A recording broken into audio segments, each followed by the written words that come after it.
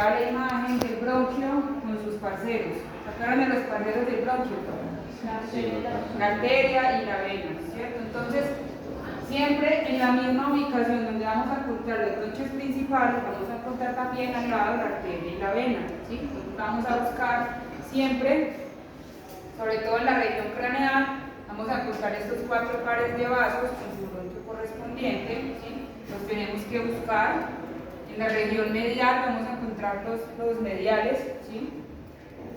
Y en la región caudal también vamos a encontrar estos 4 pares de vasos sanguíneos pulmonares. En la vista ventrodorsal también nos vamos a poder ver, vamos a ver más fácil las venas que las arterias. Las venas siempre van a estar más hacia medial y las arterias van a estar más hacia dorsal. Las tenemos que buscar en las radiografías. Profe, arterias más hacia dorsal. Las arterias, perdón, hacia lateral, arterias hacia lateral y venas hacia medial, perdón, tiene razón.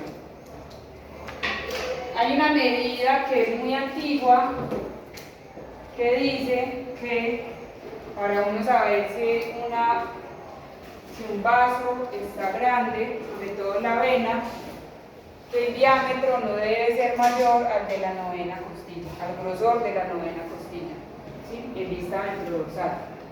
Esto es una medida que viene como que extrapolada de la medicina humana, es una medida muy antigua y hoy en día pues no la utilizamos mucho, la verdad.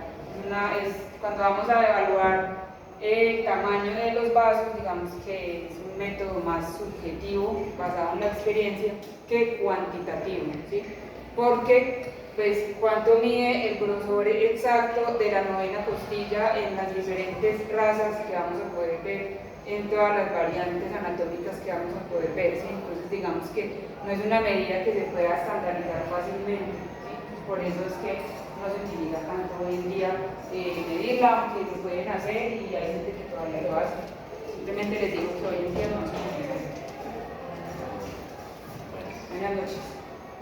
Estos son los 4 vasos que vamos a buscar siempre, son los más fáciles de evaluar y las vistas medio laterales. Tranquilos que la próxima clase vamos a hablar un poquito más de los vasos sanguíneos.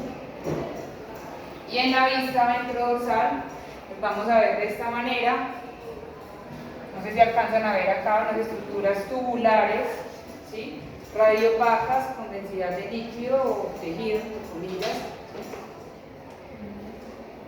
Hay que buscarlos, hay que mirar su definición, ¿sí? Porque ya pensé la pobre definición de los vasos sanguíneos, quiere decir que hay un patrón pulmonar intersticial y que hay una patología, ¿ya? Entonces hay que buscarlos. Los vasos sanguíneos son la clave de la patología pulmonar, de la enfermedad pulmonar, ¿sí? Y si ustedes ya solamente con eso ya pueden aprender a diagnosticar muchas cosas reconociendo los vasos sanguíneos, ¿sí?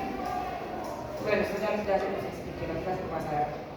A los que les gustan los caballos, ¿quién es el que les gustan los caballos acá? Solo son 2 ustedes no les saben explicar. Entonces, la radiografía en equinos, como son obviamente muy grandes, pues el chasis es un poquito más grande que esto, por ejemplo, pues claramente no va a comprender todo el campo pulmonar que nosotros queremos ver en un equino, ¿sí? Entonces, cuando tenemos un equino vamos a tomar más o menos 4 radiografías. Nosotros vamos a movernos en la parte craneal, ¿sí? Desde la parte ventral vamos a tomar una radiografía cráneo-ventral, ¿sí? A veces se toman 2 para poder ver mejor la silueta cardíaca. Y vamos a tomar una cráneo-dorsal y una caudo-dorsal, ¿sí? Vamos a tomar 4 vistas para poder ver solamente un lado de los pulmones, ¿sí? Y vamos a poder ver también la silueta cardíaca, ¿ya? Como les comentaba en la clase anterior, en perritos y en gaticos, inclusive en exóticos pequeños, nosotros podemos desplazar los miembros hacia craneal. Yo no puedo coger un caballo de 400 kilos de pie y estirarle los miembros de adelante hacia craneal porque pues, se va a caer, ¿sí? No se va a dejar. Entonces, lamentablemente en equinos vamos a tener esa dificultad que los miembros craneales se nos van a meter un poquito en los lóbulos craneales y en el mediastino craneal, ¿sí? Aunque por lo general, pues, así se toman y no hay problema. Hoy en día se hace mucha ecografía de tórax en equinos también, no solo radiografía, sino ecografía. Las estructuras son muy parecidas a las de los intestinos animales, muy parecidas, la diferencia en realidad sería más el tamaño de las mismas, ¿sí? De hecho es mucho más fácil verlas porque son mucho más grandes. Miren acá, por ejemplo, esta sería la aorta, ¿sí? Acá tendríamos la carina, los bronquios principales, y acá tenemos la porción dorsal de la silueta cardíaca. Acá está la vena cava caudal. En equinos lo único es que sí toca ver las radiografías por partes. Acá tenemos también la región del mediastino craneal. Acá tenemos los vasos pulmonares, por acá hay unos, y la silueta cardíaca. Y acá atrás vamos a tener la región caudodorsal de los pulmones. Acá tenemos el diafragma, ¿sí? Y los vasos sanguíneos pulmonares. Miren que si vemos esta imagen es supremamente parecida a la de un perro o a la de un gato. Cuando tenemos potros, vamos a tomar la radiografía solamente con un chasis y tomamos los mismos referentes que habíamos tomado para un perro o para un gato.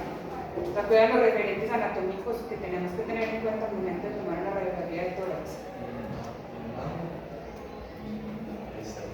El esternón, muy bien. La escápula. Las costillas, ¿cierto? El cifoides. ¿Listo? La porción craneal, el cifoides, ¿cierto? Muy bien. Entonces vamos a tomar los mismos referentes y nos vamos a ubicar detrás del paciente. Este equipo es un equipo de humanos, es el que se utiliza en humanos. Ustedes que les han hecho tantas imágenes, ¿quiénes le han tomado radiografía de tórax acá? ¿Cómo es? ¿Cierto que es así? Tú te paras y te haces las manos. Es así. Entonces, ese es un equipo de humanos. Y esta es la radiografía del lipotríptico. Miren que acá sí nos va a estorbar mucho los miembros craneales, los miembros anteriores nos van a estorbar un poco con la silueta cardíaca. Y la ventrodorsal se toma igual que un perro o un gato. No sé si un potro se debe acostar boca arriba. Yo creo que eso sí lo hacen bajo sedación. No sé ustedes que saben más de caballos que yo. Yo puedo ver un potro y acostarlo boca arriba así. No sé si se debe tocar o no.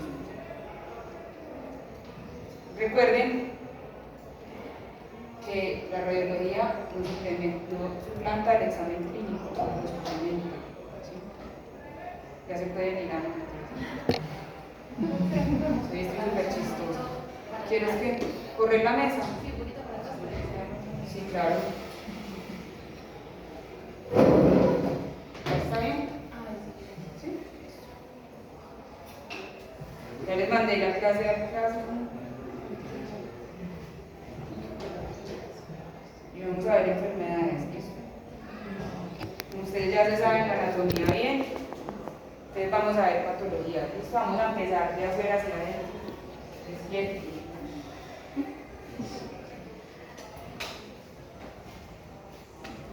¿Por qué mandamos radiografía de tórax a un paciente? ¿Cuáles son las indicaciones? ¿Por qué yo le mando una radiografía de tórax a un paciente? Porque se escucha Muy bien, sectores, muy bien, ¿qué más? ¿Cuál es el signo clínico típico que me haría mandar? Disnea, tos, muy bien. Entonces, pacientes con tos, casi siempre se utiliza la radiografía como elemento diagnóstico ayudante. Disnea, enfermedad cardiovascular, ¿sí? Por ejemplo, el paciente tiene síncopes, cuando le está auscultando le escuchó un núcleo cardíaco, ¿sí? Pacientes politraumatizados. En las clínicas de emergencias, casi a todos los pacientes que tienen trauma, así no tengan signos respiratorios, se les toma radiografía de tórax, ¿sí? Pacientes con masas, por ejemplo, masas en la glándula mamaria, masas en la piel, diagnósticos oncológicos, Se utiliza la radiografía como screening, como evaluación primaria para descartar que no haya una metástasis pulmonar, aunque la tomografía es mucho más sensible y específica para la detección de nódulos metastásicos. ¿Listo? Entonces digamos que una radiografía negativa para metástasis no descarta 100% que tenga metástasis, ¿sí? Porque por radiografía solo podemos ver nódulos de más de 2 milímetros, ¿sí? Mientras que por tomografía podemos ver nódulos más pequeños. Entonces, si tiene la posibilidad de hacer la tomografía, mejor, ¿ya? También pacientes con regurgitación de alimentos, bueno hacerles radiografías para evaluar las vías digestivas altas y cualquier otra normalidad que vayan a encontrar en el examen clínico que les lleve a pensar que la patología está en esta zona. Recuerden que como es una zona que se está moviendo todo el tiempo por el ciclo respiratorio, entonces la técnica que vamos a manejar en nuestro equipo, que la vamos a ver luego en la práctica, es un miliamperaje bajo, o sea, el tiempo que va a estar el haz de rayos X ahí pasando, no va a ser por mucho tiempo, sino que va a ser por poco tiempo, para que nos cojan la inspiración profunda y no nos vaya a quedar movida la radiografía, ¿sí? No nos vaya a quedar en un momento en el que el pulmón está pasando de un ciclo respiratorio al otro, ¿sí? Y también recuerden que el voltaje que vamos a manejar, también vamos a manejarlo bajito, ¿sí? ¿Por qué? Recuerden que el rayo, como está pasando por el aire, pues lo va a atravesar mucho más fácil que si estuviera atravesando tejidos blandos. Entonces vamos a bajarle también el voltaje al equipo, ¿sí? Recuerden siempre inspiración profunda, súper importante, colimar en los puntos de referencia que ya saben y posicionar muy bien a los pacientes. Acá otra imagen de inspiración versus en expiración. Buenas tardes. Y vamos a comenzar entonces por enfermedades. ¿Qué vamos a evaluar cuando vamos a ver la pared torácica? Entonces, número, forma, ¿sí?, de las vértebras, de las esternebras y de las costillas. Vamos a buscar por variaciones anatómicas que puedan tener estas estructuras. Vamos a buscar vértebras transicionales. ¿Han escuchado qué es una vértebra transicional? Una vértebra transicional es una vértebra que está en una zona que, por ejemplo, es una vértebra lumbar, pero adquiere características de una vértebra torácica, ¿sí? ¿Qué característica creen que tiene de diferente una vértebra torácica de una lumbar? ¿Qué más? Y por ejemplo, tiene Falta algo súper importante. Las costillas. Entonces son vértebras lumbares que van a tener costillas, ¿sí? Y van a tener cambios también morfológicos que son diferentes de una vértebra lumbar. O por ejemplo, podemos tener algo que se llama lumbarización torácica, ¿sí? O sea, son vértebras torácicas que deberían tener costillas y no las tienen, y el cuerpo vertebral es más alargado, ¿sí? O también podemos tener una sacralización lumbar o una lumbarización sacral, ¿sí? Entonces por eso tenemos que conocer bien la anatomía también de las vértebras, ¿sí? Y todo eso lo tenemos que reportar. Tenemos que contar las costillas. También en razas brachiocefálicas, sobre todo en razas como Bulldog, todas esas razas que nos van a llegar todos los días, van a tener algo que se llama hemivértebra. Hemivértebra, lo vamos a ver más adelante, tranquilos, es una malformación del cuerpo vertebral, ¿sí? En el cual vamos a ver el cuerpo vertebral, no lo vamos a ver con su forma normal, sino que lo vamos a ver como si fuera una puñita. Esto no es una hemivértebra. Y costillas supernumerarias, o lo contrario, que van a faltar costillas, o va a tener una costilla, por ejemplo, a la derecha que 13 y en la izquierda no la va a tener, ¿sí? La primera patología es muy fácil, se llama pectus excavatum. Es donde los pacientes van a presentar una apariencia cóncava del tórax ventral, cóncava, ¿sí? Por lo general van a ser asintomáticos dependiendo la gravedad, ¿sí? Pueden haber casos severos en los cuales esta apariencia o este desplazamiento hacia dorsal de la región external puede comprometer el volumen pulmonar o la expansión que puede tener ese paciente a nivel pulmonar y puede generar intolerancia al ejercicio, dificultad respiratoria y debilidad. También nos da los humanos. La pregunta, ¿esa apariencia cóncava, o sea, en qué parte de la anatomía? En el esternón. O sea, ¿hace falta una parte del esternón? No, está el esternón, pero tiene una forma cóncava. Ah, ok. Eso también es de los humanos. Sí, también. Yo he visto- Sobre todo los chicos que hacen bullying en el colegio tienen un amigo que tiene un hueco acá. Nunca tenían un amigo, yo tenía un amigo que tenía un hueco. Un hueco acá. Sí, yo tenía. ¿Usted tiene? Bueno, por ejemplo, él tiene rectus excavados. Un hechizo de Harry Potter. Entonces acá vamos a ver una radiografía en la cual el esternón no va a ser así con su forma normal, sino que vamos a ver una curvatura, ¿sí? Hacia dorsal, miren, este va hacia dorsal del esternón, ¿sí? Acá tenemos un pectus excavatum leve, que por lo general no va a tener signos clínicos, como el compañero. ¿Se puede presentar en cualquier parte del esternón? Por lo general está en la parte más medial, pero en teoría sí se puede presentar en cualquier parte. Y acá ya tenemos un pectus excavatum mucho más severo, ¿sí? En el cual ya tenemos un poquito de desplazamiento a nivel de la silueta cardíaca, entonces probablemente este paciente sí esté presentando síntomas, ¿sí? Porque vamos a ver que el esternón pues está desplazando la estructura del dorso del paciente. ¿Sabe qué es lo que se ve más? Esto, sí, No, lo que está ahorita del ese es el corazón. y esa... Esas son las esternebras. Acá están las esternebras. Y esto es para mí es tejidos blandos. Entonces acá vamos a ver algo que se llama shift mediastinal. ¿Sí? ¿Qué piensan de la silueta cardíaca? Está hacia un lado, ¿cierto? Entonces, si yo tengo un tumor en el mediastino, o en el lado derecho del tórax, ¿para dónde se me van a ir las estructuras del mediastino? Para el otro lado. O si tengo una lesión en el lado izquierdo, ¿para dónde se me van a ir las estructuras del mediastino?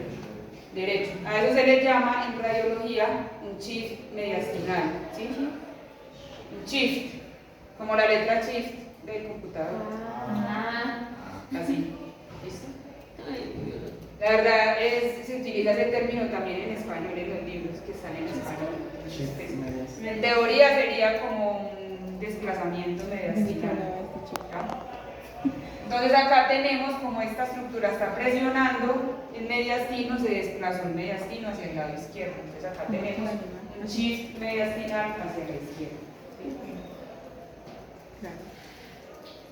Y versus el pectus, entonces, ¿cómo se ve? Entonces, el esternón o parte de él se desvía hacia dorsal, causando una apariencia cóncava del tórax ventral, ¿sí?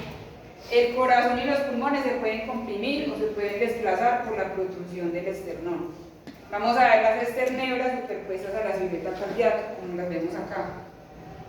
Si ven que por acá están las esternebras superpuestas con la silueta del corazón.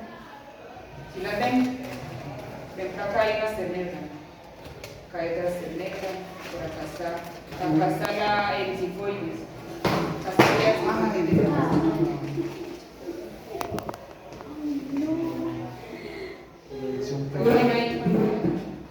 Yo hago. Está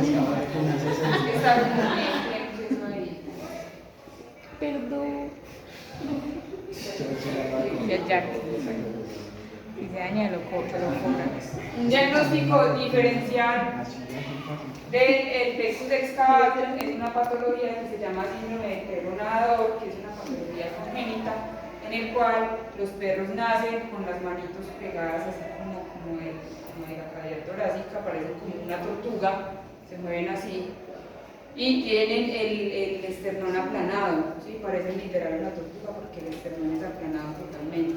Son perros que no viven mucho tiempo porque pues, sus pulmones no se pueden expandir bien y se puede ver parecido en una radiografía de un diagnóstico diferencial. ¿Sí? Es congénito. Ellos nacen así, es una malformación congénita. Sí. Mira, me trajeron un perro que lo compraron en Inglaterra, un bulldog, que costó este 40.000 y tenía eso. Pero puede ser adquirido en el momento de trabajo. Hasta donde yo sé, no. Este no. Pues a no ser que tenga unas fracturas y las fracturas le desplacen el esternón, pues sí. O una masa que esté desplazando el esternón. Sí, en teoría, sí, pensando de esa manera. Profe, hay personas que dicen, es que siento que tengo comprimido el pecho. Eso es No porque no es una sensación, sino que tú literal vas a sentir que tienes un hueco, pues vas a ver que tienes. Cita textual. Pues ya te está dando un infarto o algo así. Ay, no. Una renuncia Sí, así. el brazo izquierdo. Está para hablar. Es que usted ya está llegando a Se diagnostica cuando son niños. El pectus carinatum es lo contrario al pectus excavatum, ¿sí? Entonces, en vez de estar hacia ventral, va a estar hacia afuera, hacia dorsal, ¿sí? Perdón, hacia ventral. Entonces, el esternón protruye hacia ventral, o sea, hacia acá, más cercano, hacia acá, ¿sí? Y sí puede ser adquirido, a diferencia del otro, que puede ser congénito también, pero este se puede adquirir en pacientes que tienen el corazón muy grande, pacientes con cardiomegalia severa, debido al aumento de tamaño del corazón, pues va a empujar las esterneras hacia ventral, ¿sí? Este es mucho menos sintomático que el otro porque acá no está desplazando nada, no está empujando nada, que ya hacia ventral ahí ya no hay nada, ¿sí? Y es el típico perro que vamos a ver, pincher, chihuahua, poodle, perros chiquiticos, son como las razas más comunes que vamos a observar con este tipo de patologías. En humanos también le dicen que te chipalomo, que yo no sé qué.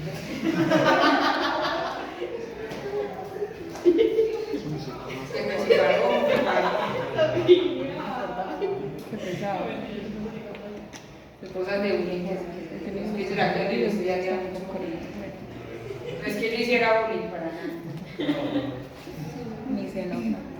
No, a mí me hacía, yo soy víctima. Profe, ¿hay algún tipo de No, son patologías que son totalmente asintomáticas. Entonces. Profe, Sí. ¿Cómo? por estética?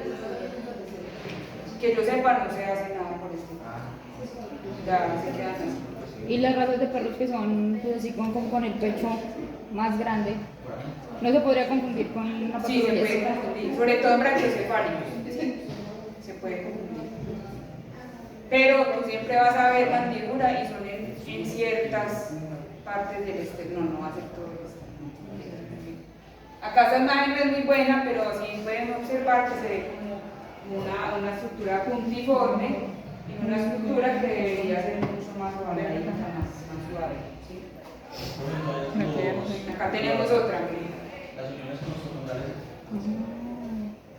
¿Qué? se van hasta allá. Sí, se van hasta allá. Se van hasta allá.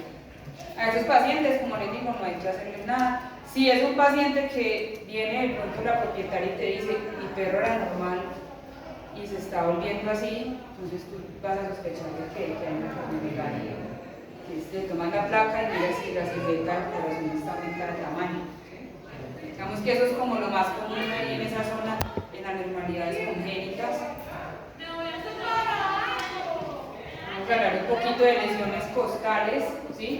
A las costillas pues no les pasan muchas cosas, les pasa lo mismo que le pasa a cualquier hueso en el cuerpo, ¿sí? Pueden fracturarse por traumas o pueden tener fracturas de tipo patológicas y también les pueden dar neoplasias. Entonces cuando busquen metástasis ósea también miren las costillas porque las costillas también dan metástasis. Fracturas patológicas son fracturas que no son generadas por un trauma, sino que se dan por una patología, por ejemplo, una osteopenia, ¿sí? Una debilidad del hueso, una falta en la mineralización del hueso, que hace que con medio de tocarlo él se quiebre, ¿sí? O por ejemplo una neoplasia también, una lisis del hueso puede generar también que haya ruptura del hueso. Uno de los huesos de Exacto. Y por ejemplo cuando hay deficiencias nutricionales puede haber ese tipo de patologías, rupturas, pero no porque se quebró por un trauma, sino por debilidad del hueso, por alguna condición que afecte su mineralización.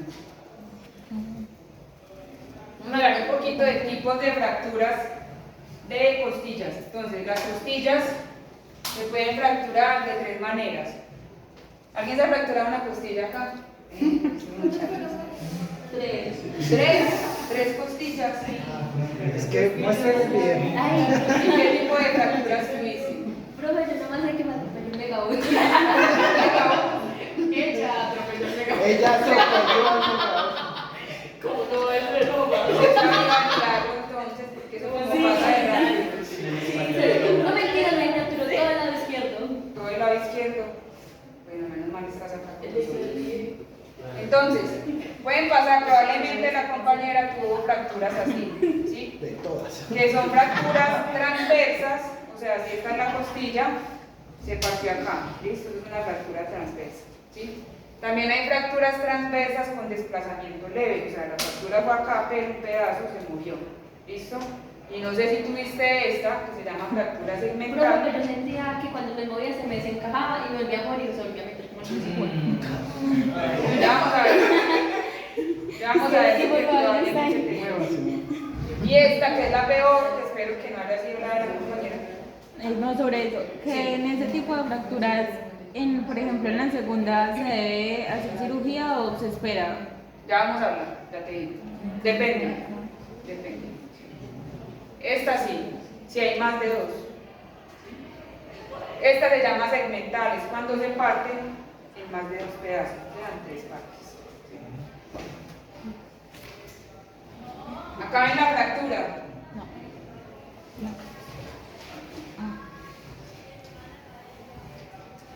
Sí. A ver, yo no la veo. No, en esa vista. En esta. No. En la vista lateral es muy difícil ver las fracturas. Yo les recomiendo que cuando busquen fracturas, busquen en la vista ventrodorsal o dorsoventral, ¿sí? Y apóyense, lo bueno de la vista ventrodorsal es que tiene el lado contralateral, tienen simetría. Entonces busquen por la simetría, búsquenlas acá. ¿Sí ven? Comparen este lado con este, si tienen sospecha, pues váyanse mirando todos los segmentos del lado que está bien y acá vamos a encontrar qué pasó acá. ¿Qué tipo de fractura creen que es? Traumática, pero de las que sacan. Desplazada. Sí, exacto, muy bien. Porque Ok. es menos segmental. Porque solo están 2 pedazos, las segmentadas en 3 pedazos. Ah, ¿Cómo sé que están 2 pedazos? Y ya cuando tenemos fracturas segmentadas, empezamos a tener una situación de emergencia que se llama flail chest o tórax inestable, ¿sí? Entonces ahí ya se empieza a complicar el cuadro clínico. En español se le dice tórax volante también, o flail chest en inglés. ¿Sí? Es una situación de emergencia en la cual por lo general asociada a un evento traumático vamos a encontrar fracturas segmentales que comprenden 2 o más costillas, obviamente 2 o más costillas que están una al lado de la otra, ¿sí? No es que tenga una segmental acá y otra acá, sino que son 2 o más fracturas segmentales pues, al lado, ¿sí? Cercanas. Entonces, ¿qué va a pasar en este caso? Como tenemos tres pedazos de la fractura, entonces los segmentos de la mitad se van a desprender, ¿cierto? Porque van a quedar volando, ¿sí? Y se van a mover hacia adentro durante la inspiración. Y los otros se van a mover hacia afuera, ¿sí? Entonces vamos a tener algo que se llama un movimiento respiratorio paradójico, ¿sí? Entonces esto va a generar que haya una respiración inefectiva y una fatiga, o sea, un incremento del esfuerzo para poder respirar correctamente, ¿sí? ¿A ti te dio eso? no, pues no debería respirar, reírme y hablar. Yo creo que no fue así porque es una situación, te acordarías muy bien, porque es horrible, es menos mal que no. Entonces, también estos pacientes no pueden toser por la misma asincronía respiratoria, entonces todos los líquidos que están, por ejemplo, sangre, moco, líquido que puede salir a partir de un proceso inflamatorio, puede generar obstrucción porque no puede toser. Entonces miren que es un cuadro bastante malo. ¿Sí? Miren cómo se ve un tórax volante. Acuérdense de esa imagen porque la van a ver algún día. Miren. Si ven cómo una parte está haciendo inspiración y la otra está haciendo expiración, ¿sí? Entonces, esos son los movimientos paradójicos que vamos a ver.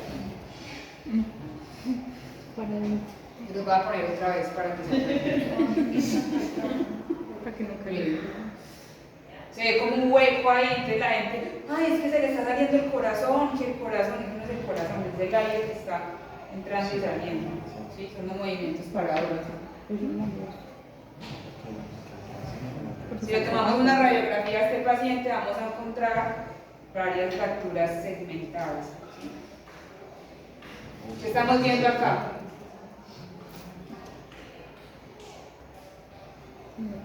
¿Qué creen que estamos viendo ahí? ¿Cómo creen que se llama eso? ¿Qué opacidad estamos viendo ahí? ¿Sí? Eso es radiopaco. Como acumulación de líquido. Sangre. Entonces, ¿qué es? Líquido. Si es radiolúcido, es Líquido. aire. Radiolúcido, aire. Radiolúcido, agua, no.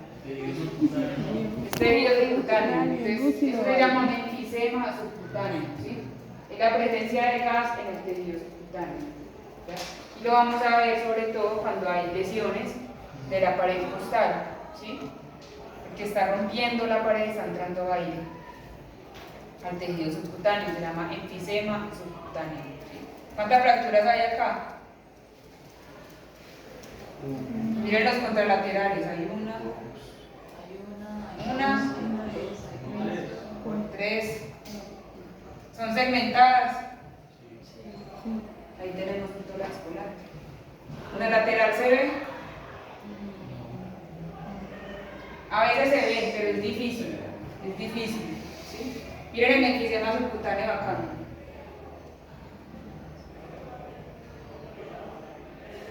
Peor, ¿cierto? Acá las ven. Acá sí las ven. Miren a ver si las ven. Búsquenlas. Bien quebrada. ¿Qué lado están? R es izquierdo. El lado derecho. ¿Sí? Mira, entonces comparen este lado con el otro, ¿sí? Miren acá la diferencia que tenemos. Acá tenemos ¿cuántas? 1, 2, 3, 4. Y acá tenemos un enfisema subcutáneo berraco, ¿cierto? Acá tenemos un paciente con tórax volante, ¿sí? Y acá tenemos una tomografía axial computada, una reconstrucción en 3D. Ahí es mucho más fácil, ¿cierto? Acá se ve. ¿Cuántas tiene este? Acá tiene 1, 2, 3, 4, 5, 6, 7. 7 fracturas segmentadas tiene este paciente. Es un humano. Por tomografía es más fácil encontrar las fracturas, sobre todo cuando están más cerca a la región de la columna, es más difícil encontrarlas, ¿sí? Entonces, en tomografía se ven súper bien todas las fracturas que hay. Son 7 costillas, pero cada una tiene otra. Y acá tenemos una representación de la respiración asincrónica que se genera cuando tenemos este tipo de lesiones a nivel de la pared costal. Eso es, digamos, como lo más común que vamos a ver en radiografía en emergencias. También podemos ver lesiones externales, podemos ver lo mismo que en las costillas, lesiones, fracturas, luxaciones, por traumatomos, por mordidas. Es más común verlos en gatos pequeños, en perros, en cachorritos. También podemos tener infecciones, podemos tener neoplasias en el esternón y podemos tener masas que van a generar remodelación ósea. El hallazgo más común que vamos a ver en el esternón va a ser luxación external en felinos. Son traumas que van a generar mucho dolor en los gatos, van a llegar así, sobre todo gatos callejeros que saltan entre tejados, pelean, bueno, todo lo que hace un gato cuando no está dentro de la casa. Entonces vamos a ver, por ejemplo, acá una luxación. No sé si la alcanzan a ver ahí. Un poquito. Miren que está una esternebra debajo de las otras. Miren acá. Esta esternebra sifoides está debajo de esta. ¿Y acá qué pasó? Miren, Le metieron tornillo. le pusieron un tornillo, varios tornillos, le pusieron una placa y le pusieron tornillos para mejorar esa situación. Un implante ortopédico. Es una tomografía, acá no se ve muy bien, pero acá vemos la esternera y acá vemos la otra. Es una luxación external, ¿sí? Eso nunca lo tenemos que ver en una esternera o en la otra. Esa es la imagen típica que van a ver en una luxación external. Esas son como las patologías más básicas que vamos a encontrar en la región external, más comunes, van a ser traumáticas, pero es muy común encontrar masas o abscesos en esa zona, es raro que puede pasar, ¿sí? Y vamos a seguir hablando del diafragma. ¿Qué le pasa al diafragma? ¿Se acuerdan de la anatomía del diafragma? Las cruras, la cúpula, ¿sí?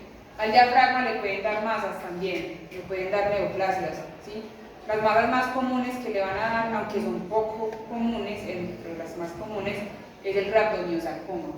También podemos tener abscesos, quistes, granulomas, que por lo general van a estar asociados a patologías que están pasando en otras partes del cuerpo, por ejemplo en el tórax o en la cavidad abdominal, ¿sí? Y pueden ser asociados a peritonitis o a cuerpos extraños que pueden migrar y pueden encajarse en el diafragma y eso se puede volver en un absceso, ¿ya? Se desarrollan en la superficie peritoneal y se pueden extender hacia el abdomen o se pueden extender hacia el tórax dependiendo en qué lado esté la patología. Algunas no van a ser visibles en radiografía y las vamos a confundir casi siempre con neoplasias en los pulmones o lesiones esofágicas. Es difícil de ver, es raro, yo nunca he visto una, o probablemente la haya visto y la haya diagnosticado como otra cosa, yo personalmente nunca he visto una, y se pueden confundir con masas en pulmones o masas en la pleura, ahí sería ideal hacer una tomografía. Ahora vamos a hablar de patologías congénitas del diafragma. La patología congénita del diafragma más común va a ser la eventración del diafragma, ¿sí? O una hernia diafragmática congénita. En estos casos va a pasar que un músculo del diafragma no va a estar o no se va a desarrollar completamente, ¿sí? Entonces, por ejemplo, va a ser un paciente que va a tener, ¿se acuerdan? La cúpula, perdón, ¿sí? Va a tener una acá y le va a faltar el otro pedazo, La oreja. ¿sí? Le va a faltar un pedacito de la oreja del Mickey Mouse. Entonces por acá se le va a pasar un lóbulo hepático, por ejemplo, o la vesícula biliar, por ejemplo. Tengo un paciente que tiene la vesícula biliar, ¿sí? O podemos tener también un paciente que no tenga nada, ¿sí? O podemos tener un paciente que no tenga la cúpula. ¿Qué creen que va a pasar con ese paciente que no tiene cúpula? ¿Qué va a pasar con los órganos del abdomen? Van a pasar, ¿sí? Por lo general son unilaterales, ¿sí? O sea, por lo general lo que vamos a encontrar es que no esté esto, ¿sí? O que pase esto, ¿sí? Que solamente esté un pedacito, ¿ya? Puede ser asintomático. ¿Ustedes creen que este paciente que tiene un lóbulo hepático acá desde que nació tiene síntomas? O la vesícula biliar ahí es súper sintomático. Pero no le generaría como una línea, por así decirlo, porque pues el diafragma asiste en la respiración y si no hay un músculo. Pues... Sí, pero mira que la mayoría no. O sea, de estos, por ejemplo, unilaterales, el paciente compensó, ¿sí? El paciente compensa y la verdad uno los ve y son hallazgos super incidentales, ¿sí? Sobre cuando son unilaterales o parciales. Obviamente estos ya van a presentar disnea, ¿sí? Esos pacientes que tienen un lóbulo, que tienen 8 años y vinieron por otra cosa y uno lo encontró, eso se llama un hallazgo incidental, ¿sí? A los pacientes se les deja así, ¿ya? Porque esta es una cirugía muy compleja, tiene una tasa de mortalidad bastante alta, ¿sí? Sobre todo por el manejo de la respiración durante la anestesia y la reperfusión que se va a generar al sacar una estructura de una parte para otra, ¿sí? Del tórax para el abdomen. Entonces, la tasa de mortalidad, aunque hoy en día ya digamos tenemos mucha más tecnología, tenemos mejores anestesiólogos y mejores cirujanos, pues previsto que la tasa de sobrevivencia ha aumentado un poquito, pero yo antes cuando veía eso, el paciente lo operaban, salía de la cirugía y a las 2 horas no se murió. Pero estoy hablando de las adquiridas. Esta es congénita, por lo general se deja así, dependiendo la severidad de la misma. También tenemos otras hernias que se llaman hernias del hiato. ¿Se acuerdan los hiatos? El hiato esofágico, ¿sí? El hiato paraórtico, paravenoso, ¿sí? Entonces, por esos hiatos ya no van a pasar cosas de adelante hacia atrás, sino que van a empezar a meterse cosas de atrás hacia adelante, ¿sí? Entonces, en la hernia del hiato vamos a ver cómo va a pasar porciones del esófago abdominal o partes del estómago se van a ubicar adyacentes al esófago o se van a meter en el esófago por el hiato esofágico, ¿sí? Eso se le llama una hernia del hiato, ¿sí? Puede ser congénita, puede ser adquirida, es más común en animales jóvenes, puede pasar por igual en perros y en gatos, puede ser paraesofágica, paraórtica o paravenosa, dependiendo del hiato en el que se haya metido. Es una patología subdiagnosticada, o sea que casi no la tienen en cuenta al momento de evaluar un paciente con síntomas clínicos asociados a este tipo de cambios que son vómito, salivación. Ya les voy a hablar un poquito de los síntomas. Acá tenemos una imagen de un paciente con una hernia del hiato en la cual se pasó todo el estómago para el esófago. Entonces esta estructura que vemos acá delimitada esto es el estómago dentro del esófago. O sea, el esófago se hernió el estómago dentro del esófago. ¿Sí? Una hernia de hiato severa. Acá en la vista dentro dorsal también vemos el estómago, donde está el esófago. Miren que acá tenemos un chip mediastinal hacia la izquierda. ¿Sí? Y por lo general el estómago debería estar acá. Y está acá. ¿Sí? Una hernia de hiato severa. Y acá tenemos una imagen típica de una hernia de hiato. ¿Qué creen que es eso radiopaco que estamos viendo acá? ¿Hígado? No. Recuerden que si está pasando el esófago, ¿qué está más cercano al esófago? ¿Se acuerdan de la unión gastroesofágica, cardia, ¿cierto? Entonces lo que más se va a herniar por ahí va a ser el estómago, ¿sí? O porción del estómago. Eso es estómago. Pero ¿por qué se ve radiopaco? Porque tiene alimento. ¿Cuál es el problema? Que una masa también se puede ver así. Entonces ahí entramos a una dicotomía, ¿sí? O una dicotomía es cuando tenemos dos opciones que tenemos que escoger y no estamos muy seguros. Entonces, acá estamos viendo el estómago, pero vemos que se está saliendo por un pedacito. Y si ese paciente no tiene comida,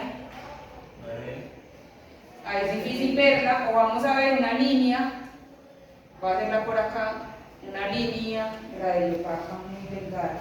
Entonces sería como las líneas de grasa que salen de gas. Pero lo ideal en esos casos sería darle un medio de contraste. ¿Se acuerdan que yo les hablaba que hay un medio de contraste, que uno se lo toma y eso nos puede marcar más fácil? Pero si la hernia es deslizante, si yo acosté al paciente y le saqué, la hernia se devolvió, ¿qué hago? Bailas, toca hacer una endoscopia.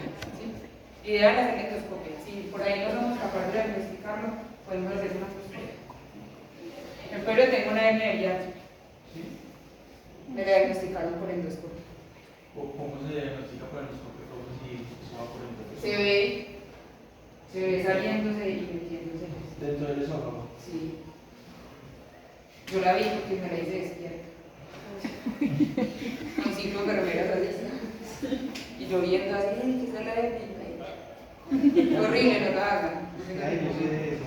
Es horrible, es una endoscopia despierta. No quería que se recomienda. Sí, no lo hagan. Despierta, lo importante. O sea, que viene como la sensación. Sí, porque usted le mete el tubo acá, entonces usted inmediatamente quiere vomitar la sonda que le están metiendo. Entonces usted trata como unas náuseas que no se le quitan. Y entonces usted le pone 5 enfermeras así, haciéndolas a usted, porque que le saquen eso ya, quiere que le saquen eso ya. Profe, ¿cómo se diferencia, por ejemplo, de esas, pues a nosotros nos decían de una metaplasia que se da, que el epitelio del estómago se va pasando hacia el epitelio del esófago? El epitelio del estómago, Se va pasando al epitelio del esófago. ok, sería como una hiperplasia, más o menos. Ahí toca por endoscopia. Toca verla por endoscopia el sobrecrecimiento. Lo que pasa es que acá no vamos a ver pedazos del estómago por pasándose, sino que vamos a ver una estenosis de la luz del esófago, o sea, una disminución del grosor del esófago como tal, ¿sí? De ahí de pronto pues, es supremamente raro porque tú no estás diciendo no es común en esa zona, ¿sí? Sobre todo en el cardias no es común. Pero lo que podríamos hacer sería hacer una endoscopia o darle un contraste y mirar si hay una estenosis de la luz en esa zona. Acá tenemos otro ejemplo de hernia de hiato. Acá está el estómago con comidita y se nos pasó para acá. Los pacientes, o sea, ustedes desde cuando tienen una se sienten diferentes. No, mis signos clínicos era que yo cuando era niña tosía toda la noche, toda la noche, y tosía tanto que vomitaba, porque tenía esofagitis, vómito y regurgitación. Y pensaban que era tos porque era algo de los pulmones, pero me hicieron una endoscopia, pues ya grande, ya viejo, y era eso. Pero era así bien tranquilo. Solo puedo no estresarme y no tomar café. Me estreso y tomo café todo el día, estoy vivo. Entonces, hipertialismo, tenemos hipersalivación, disfagia, o sea, dificultad para tragar y dificultad respiratoria, ¿sí? Si es paraesofágica, o sea, si está encima del esófago, lo puede comprimir. ¿Cómo se va a ver? Como una masa de tejido blando presente en el aspecto orsocaudal de la cavidad torácica entre la vena cava y la aorta. El estómago lo vamos a ver desplazado hacia el craneal. Podemos ver neumonía por aspiración en algunos pacientes porque van a aspirar el vómito que se van a tragar. ¿Sí? Ese vómito se les va a ir al lóbulo pulmonar medial derecho y vamos a tener una neumonía, ¿ya? Por eso los pacientes pueden tener fiebre, ¿sí? Y se va a complicar el cuadro. A veces los pacientes llegan por la neumonía solamente y uno tiene que empezar a buscar qué la está causando. Puede ser, como les comentaba, deslizante o dinámica, por eso lo ideal es hacer estudios con contraste. Y posicionar al paciente, moverla hacia atrás y hacia adelante, para que la hernia se meta y la podamos ver en el lugar de la hernia. Diagnósticos diferenciales, o sea, ¿qué más se puede ver así? ¿Ya? Yo por radiografía estoy dando una opinión de una imagen, no es una verdad incontrovertible ni absoluta, porque estoy basada en una imagen, ¿sí? Es como yo ver una foto y asegurar una cosa así súper certera solamente con una foto. Entonces, como hay muchas cosas que se ven parecidas, yo cuando voy a dar un diagnóstico tengo que dar diferenciales, ¿sí? ¿Qué son diferenciales? ¿Qué otra imagen se puede ver así?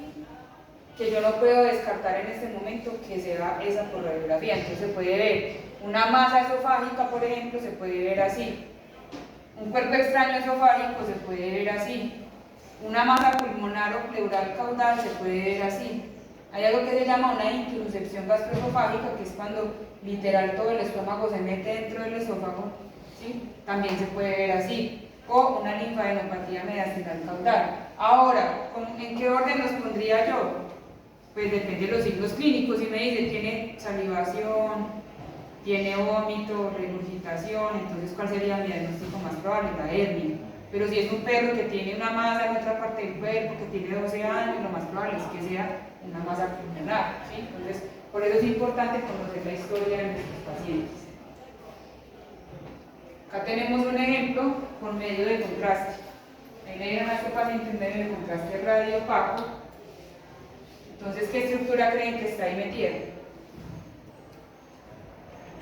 Si yo le doy a un paciente tomar un líquido, ¿cuánto tiempo se demora en estar en el estómago? Si yo se la toma a los 5 minutos, ya tiene que estar pasando el estómago, ¿sí? Si el paciente está en una totalmente, ¿ya? ¿Se acuerdan del divertículo? Divertículo esofágico, de la clase pasada. Todo eso es el esófago y este líquido hace rato debió haber llegado acá. ¿Quién vive acá? El estómago. ¿Y por qué no ha llegado? Porque el estómago está en la cavidad torácica, ¿sí? Acá tenemos un paso totalmente del estómago al esófago. Ahora vamos a hablar de, eso es lo más común que vamos a ver en hernias de hiato. Es un diagnóstico difícil y hay muchos pacientes con vómito que llevan toda la vida con vómito y les hacen ecografía.